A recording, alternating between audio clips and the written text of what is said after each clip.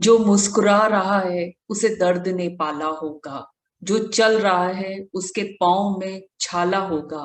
बिना संघर्ष के चमक नहीं मिलती। जो जल रहा है तिल तिल उसी दिए में उजाला होगा।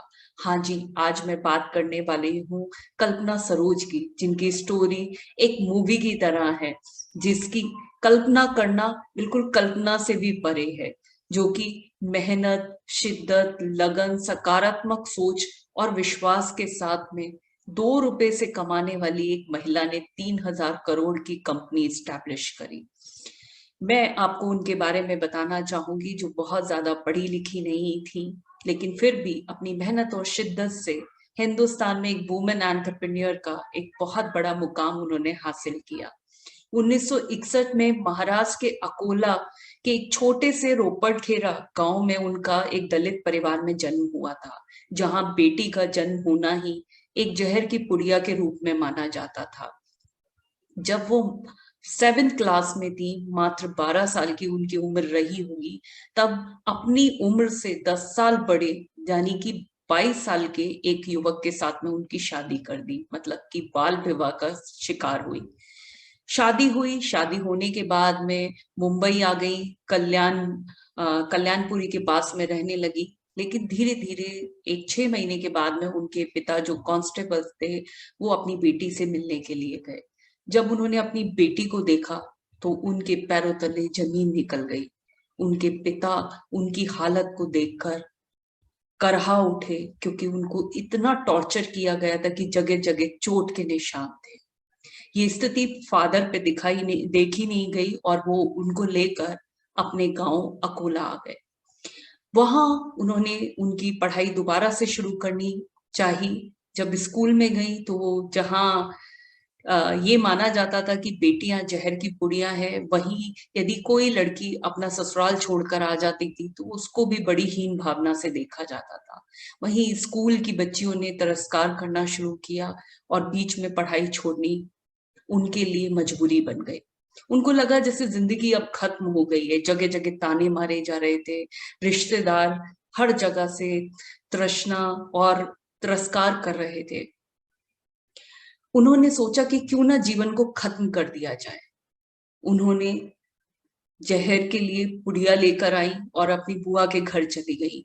वहां उन्होंने चूहे मारने की दवाई खा ली, और चूहे मारने की दवाई खाने के बाद में जब मुंह में से झाग निकलने लगे तो बुआ किचन में से आई और उन्होंने देखा ये क्या स्थिति है। जब जाकर देखा तो पता चला कि उनकी स्थिति बहुत गंभीर थी। हॉस्पिटल लेके जाया गया, और हॉस्पिटल में जब डॉक्टर्स ने कहा कि उम्मीद बहुत कम है, लेकिन फिर भी वो शी वॉज अ फाइटर, और उन्होंने कहीं ना कहीं किसी तरीके से डॉक्टर्स ने उन्हें बचा लिया गया। उसी दिन कल्पना सरोज ने निर्णय लिया कि जब बिना कुछ किए मरा जा सकता है तो कुछ करके जिया भी तो जाया जा सकता है। उन्होंने अपने पिता से कहा कि मैं बॉम्बे जाना चाहती हूँ, मैं कुछ करना चाहती हूँ। मुंबई में अपने चाचा के यहाँ गई, एक झोपड़पट्टी में वहां रहना शुरू किया। उन्होंने एक हौजरी कंपनी में काम करना शुरू किया। लेकिन कॉन्फिडेंस लेवल इतना डाउन हो चुका था। जिनको सिलाई मशीन बहुत अच्छे से आती थी कल्पना सरोज को, लेकिन वो सिलाई मशीन सिर्फ कॉन्फिडेंस ना होने की वजह से, आत्मविश्वास बहुत कम हो गया था, वो मशीन नहीं चला पाई। लेकिन जब उन्होंने 2 रुपए रोज से वो शुरू करी नौकरी, तो उन्हें लगा कि जीवन में कुछ तो करना जरूरी है। धीरे धीरे कॉन्फिडेंस वापस आया और मशीन चलाना भी उन्होंने शुरू किया।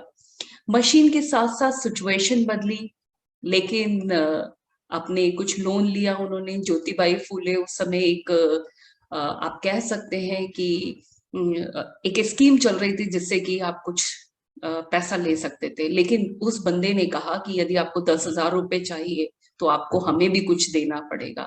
लेकिन कल्पना सरोज, जिसके लिए 2 रुपए एक इम्पॉर्टेंट थे, वो कैसे इतना बड़ा अमाउंट किसी को दे देती। उन्होंने एक लंबी लड़ाई लड़ी, बहुत कोशिश की। कोशिश करने के बाद में धीरे धीरे उन्होंने अपना बिजनेस भी स्टैब्लिश किया, घर पे भी सिलाई की मशीन शुरू की, ब्यूटिशियन का काम भी शुरू किया, और भी कई सारे काम किए। इसी बीच में उनकी बहन बीमार पड़ गई, जिनको कि पेट का कैंसर हो गया। पेट का कैंसर जब उनको हुआ तो उनके लिए बहुत बड़ा इलाज के लिए खर्चा चाहिए था। उस समय कल्पना सरोज के पास में उतने पैसे नहीं थे। उस दिन कल्पना सरोज ने जब अपनी बहन को खोया तो जीवन में निश्चय कर लिया कि शायद पैसा ही सब कुछ होता है, और उन्होंने एक ही प्रण लिया कि अब जीवन में इतना पैसा कमाना है कि कोई भी परिवार का व्यक्ति मेरे सामने इस तरीके से दम ना तोड़े। उन्होंने मेहनत करनी शुरू करी, धीरे धीरे बहुत सारी स्कीम्स को जानना शुरू किया, और एक व्यक्ति उनके पास में इसी दौरान आया। उसने कहा कि एक जमीन का टुकड़ा है और मुझे पैसों की बहुत जरूरत है, उसकी कीमत काफी ज्यादा है। कल्पना सरोज ने 1 लाख रुपए उसे दे दिए और वो जमीन ले ली। जब वो जमीन ली तो पता चला उस पे लिटिगेशन के मामले बहुत ज्यादा थे, लेकिन जिसने 2 रुपए रोज के कमाए हैं उसके लिए पैसे की कीमत महत्वपूर्ण होती है। फाइटर थी कल्पना सरोज, उन्होंने हिम्मत नहीं हारी, कोर्ट में प्रॉपर परस्यू किया उस केस को, और जीतने के बाद में जो 2.5 लाख रुपए की जमीन थी वो रातों रात 50 लाख रुपए की हो गई। उन्होंने पार्टनरशिप में एक सिंधी परिवार के साथ में पार्टनरशिप की, और पार्टनरशिप के बाद में एक बड़ा अमाउंट अर्न किया, जिसमें कि उन्होंने 60-40 की पार्टनरशिप की थी, जिसमें कि जमीन उनकी थी और उस पर फ्लैट किसी और को बनाने थे। धीरे धीरे ये सीक्वेंस चल ही रहा था। इसी बीच में एक व्यक्ति उनके पास में, कुछ कमानी टायर्स के लोग आए और उन्होंने कहा कि एक कंपनी है जो कि पिछले कई सालों से काम नहीं कर रही है और 17 सालों से बंद है।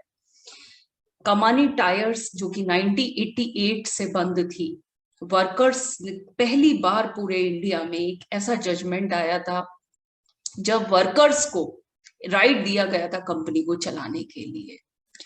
कल्पना सरोज ने पहले तो ना कर दी क्योंकि इतने सारे लिटिगेशन के मामले थे उसमें, सेकेंडली उसमें बहुत बड़ा कर्ज था। लेकिन जब उन्हें पता चला कि हजारों वर्कर्स के घर का चूल्हा सिर्फ उस कंपनी से चलता है, जिस महिला ने बहुत तकलीफ उठाई हो उस परिवार को समझ सकती है जब बिना खाने के लोग कराहते हैं।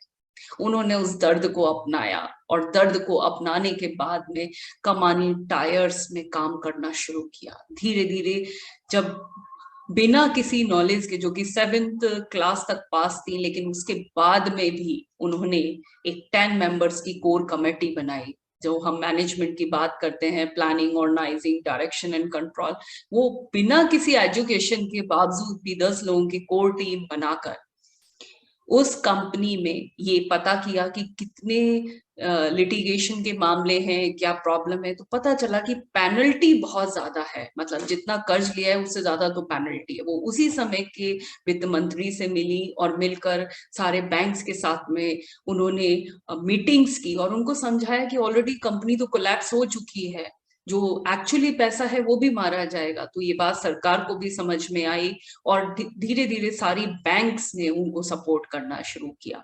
जो कंपनी ने इतना लंबा समय दिया था, मतलब कि 7 साल का बैंक ने टाइम दिया था कि आप 7 साल तक उस पैसे को चुका सकते हैं, और काफी सारा कर्ज भी बैंकों ने माफ कर दिया।